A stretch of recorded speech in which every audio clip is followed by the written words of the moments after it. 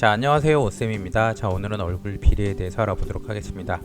보통 우리가 얼굴의 구조는 구와 턱을 붙인 구조로 이해하고 있고요.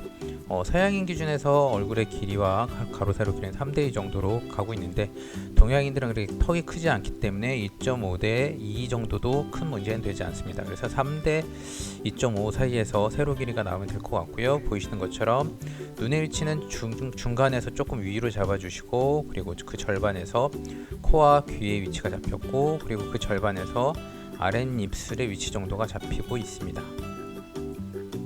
그래서 중간중간 멈춰 보시면서 확인해 보시길 바라고요. 이렇게 비례를 잡는 이유는 사실은 비례를 잡게 되면 얼굴이 좀 딱딱하게 나오긴 해요. 지금 이제 눈과 귀 같은 이제 세부 묘사들이 들어가고 있는데, 약간은 평소보다는 저도 딱딱하게 나옵니다.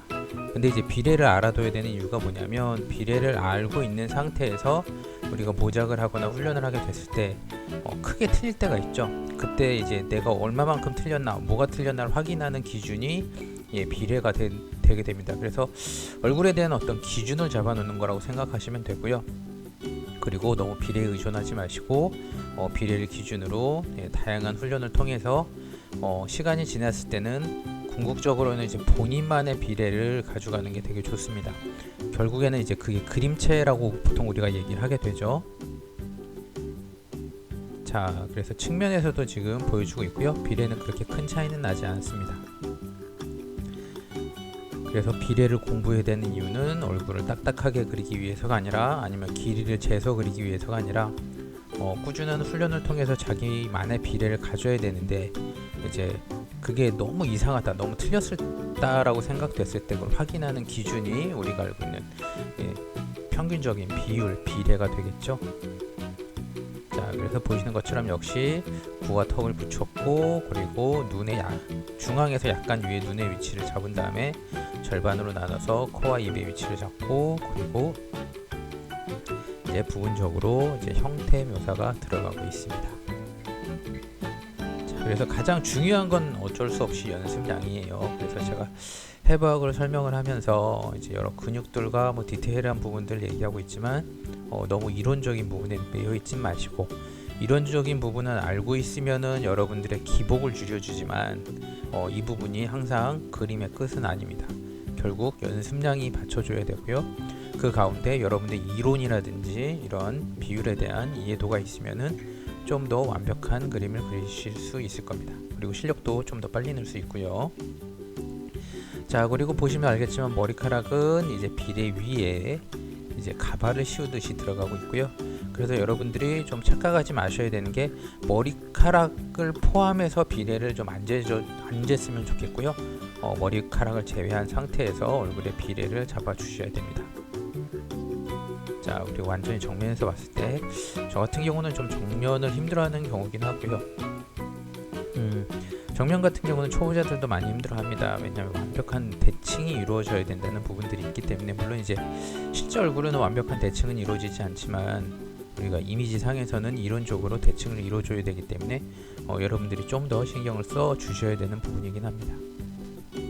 자, 그래서 이제 가로 세로 길이 중앙으로 나눈 상태에서 역시 약간 위에 눈의 위치, 즉 눈매의 위치는 아니고요, 눈 아래 위치라고 보시면 될 것 같습니다. 즉 눈두덩이의 위치, 그리고 절반으로 나눴을 때 코의 끝, 그리고 귀의 위치 정도가 나오고, 그 절반으로 또 나눴을 때 입술이 아니라 아랫입술의 어둠이라는 거 다시 느린 화면으로 좀 확인해 주시길 바라고요.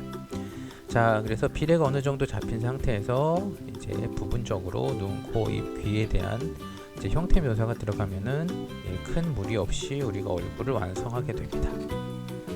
자, 그리고 항상 이렇게 재서 얼굴을 그릴 수는 없어요, 사실은. 그래서 수많은 연습량을 통해서 어느 정도 비례를 몸에 익히시길 바라고, 본인이 좋아하는 얼굴 스타일 같은 것들을 많이 훈련하게 되시면은 이제 본인만의 비례가 안정화되게 됩니다. 그래서 꼭 연습량 꼭 늘려주시길 바라고요. 오늘 비례 부분들은 어느 정도 기준이나 참고 정도, 그리고 작가들마다 또 약간씩 사실은 이제 통계나 비율이 틀리기 때문에 자기만의 비례를 가지고 이론 수업을 합니다. 그래서 제가 오늘 올린 이 비례가 완벽한 건 아니기 때문에 참고 사항 정도로만 이해해 주셨으면 합니다. 자, 그러면은 좀 시범을 통해서 다양한 비례를 알아보도록 하겠습니다. 자, 좀 빠른 속도로 얼굴 비례를 한번 얼굴에 적용해 보도록 하겠습니다. 옆모습이고요. 역시 전체에서 중앙 약간 위에 눈의 위치와 그리고 눈의 위치를 기준으로 코와 입을 잡아줬고요. 저 같은 경우는 보통 얼굴하고 턱을 먼저 잡아놓고 눈, 코, 입의 위치를 잡는 편입니다. 자, 그래서 적용이 어떻게 됐는지 지금 비치색으로 좀 보여주고 있고요. 역시 마찬가지로 측면에서 봤을 때도 눈의 위치를 먼저 잡고 코, 입이 따라오게 되고 그리고 머리카락은 가발을 씌우듯이 얹어주고 있습니다. 자, 그래서 비례가 안정된 그림들은 아무래도 이제 젊은 사람일 수밖에 없고 가장 젊었을 때를 기준으로 해서 이상적인 비례를 잡고 턱을 줄여줘서 이제 어린아이 비례를 잡고 턱을 약간 수정해서 이제 노인의 비례를 잡게 됩니다. 그래서 항상 여러분들은 젊은 사람을 기준으로 비례를 좀 잡아주셨으면 이해해 주셨으면 합니다. 자, 정면에서 역시 마찬가지로 비례가 적용됐고요. 자, 그래서 선생님들의 다양한 연령대나 다양한 이제 비례 적용에 대해서 한번 보도록 하겠습니다. 자, SD 얼굴의 비례가 되겠습니다. 보시면 알겠지만 얼굴 중앙으로 해서 눈을 아래쪽으로 코도 입도 다 들어가고 있고요. 즉 두개골을 되게 크게 했고 이제 하악을 되게 작게 만든 얼굴입니다. 자, 그리고 연령대별로 지금 역시 SD 형태로 만들었고요.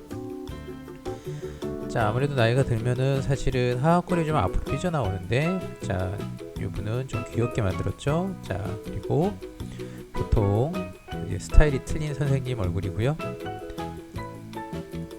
역시 중앙 약간 위에서 눈의 위치를 잡고 그리고 절반으로 나눈 상태에서 코를 잡아 주셨습니다. 그리고 입 아래쪽 부분을 저랑은 틀리게 3단계로 나눠서 표현을 하셨고요. 자, 연령대별로 역시 나눠주고 있습니다. 어린아이, 성인, 여성, 성인, 남성으로 나눠주고 계시고요.